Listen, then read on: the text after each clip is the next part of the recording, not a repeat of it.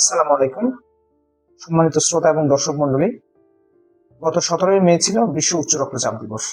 এই দিবসের প্রতিপাদ্য বিষয় হচ্ছে কন্ট্রোলিং হাইপারটেনশন টুগেদার, অর্থাৎ একসাথে উচ্চ রক্তচাপ নিয়ন্ত্রণ করি। এর অর্থ হচ্ছে সঠিকভাবে নিয়মিত রক্তচাপ পরিমাপ করা উচিত।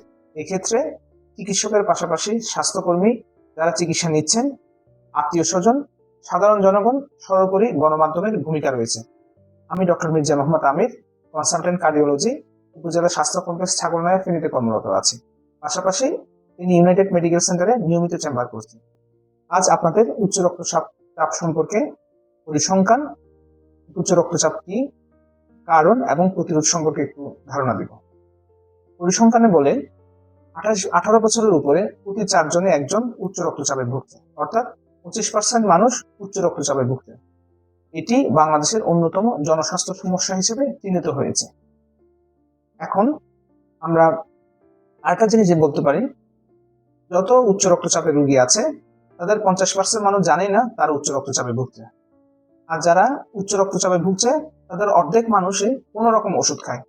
আর যারা ঠিকভাবে ওষুধ খায় তাদের অর্ধেক মানুষেরই উচ্চ রক্তচাপ নিয়ন্ত্রণ নেই।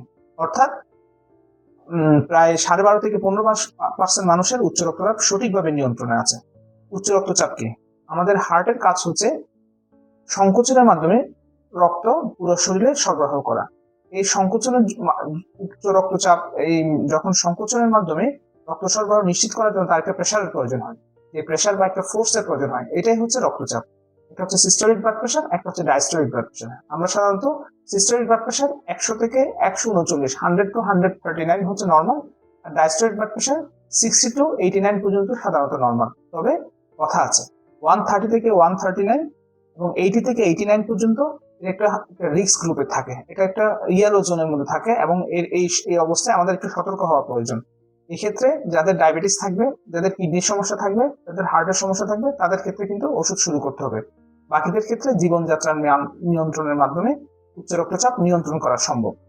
উচ্চ রক্তচাপের সাধারণত একক কোনো কারণ নেই।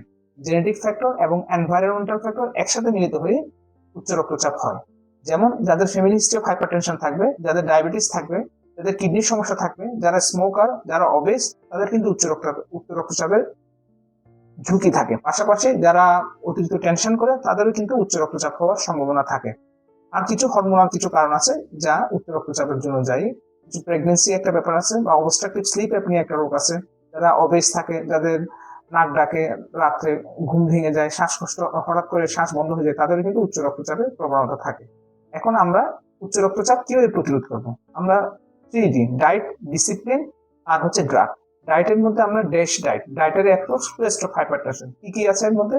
প্রচুর পরিমাণে শাকসবজি, ফ্রুটস, দানা জাতীয় খাবার, নাটস, তারপর বীজ জাতীয় খাবার, ডাল জাতীয় খাবার, লাল আটা, লাল চাউল, চর্বি ছাড়া মাংস, তারপর মাছ এবং অল্প পরিমাণে ভেজিটেবল অয়েল। আমরা যদি এই খাবার যদি মেনটেন করি তাহলে 10 থেকে 11 মিলিমিটার মার্কারে কিন্তু ব্লাড প্রেশার কমানো সম্ভব। পাশাপাশি আমরা যদি লবণের পরিমাণটা কমিয়ে দিই তাও কিন্তু 4 থেকে 5 মিলিমিটার মার্কারি পর্যন্ত ব্লাড প্রেশার কমানো সম্ভব। ডিসিপ্লিনের মধ্যে যদি আমরা নিয়মিত শারীরিক পরিশ্রম, সেটা সাইক্লিং হতে পারে, সুইমিং হতে পারে, সেটা জোরে হাঁটা হতে পারে, তাহলেও কিন্তু আমাদের উচ্চ রক্তচাপ অনেক সময় 5 থেকে 8 মিলিমিটার মার্কারি পর্যন্ত কমে আসে। আমরা যদি ওয়েট লস করি, 5 থেকে 10% ওয়েট লস, যদি যে নর্মাল যে ওয়েট আছে তার 5 থেকে 10% যদি ওয়েট লস করতে পারি, তাহলেও কিন্তু আমাদের উচ্চ রক্তচাপ নিয়ন্ত্রণ করা সম্ভব। পরিসংখ্যানে বলে 1 কেজি ওয়েট লস করার জন্য 1 মিলিমিটার মার্কারি পর্যন্ত ব্লাড প্রেশার কমে। এই ক্ষেত্রে আমরা যদি 10 কেজি ওজন কমাতে পারি তাহলে 10 থেকে 15 মিলিমিটার মার্কারি পর্যন্ত ওজন কমানো সম্ভব।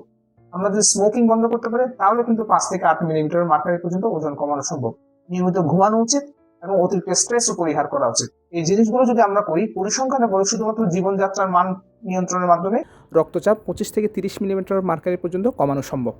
তাই আসুন আমরা সঠিকভাবে নিয়মিত রক্তচাপ পরিমাপ করি, সুস্থ থাকি, ভালো থাকি এবং উচ্চ রক্তচাপ নিয়ন্ত্রণ করি। ধন্যবাদ। আসসালামু আলাইকুম।